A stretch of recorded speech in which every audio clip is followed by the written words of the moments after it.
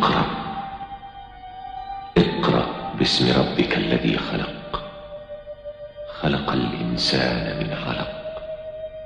اقرأ وربك الأكرم الذي علم بالقلم، علم الإنسان ما لم يعلم.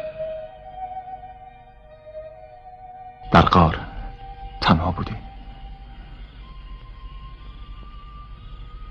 ناگهان فرشته به اون نزدیک میشه. فرشته میگه بخوان. محمد جواب میده خواندن بلد نیستم. فرشته مجددا امر میکنه بخوان. به نام پروردگاری که خلق کرد انسان را از خون بسته، تعلیم داد انسان را آنچه نمیدانست. بخوان.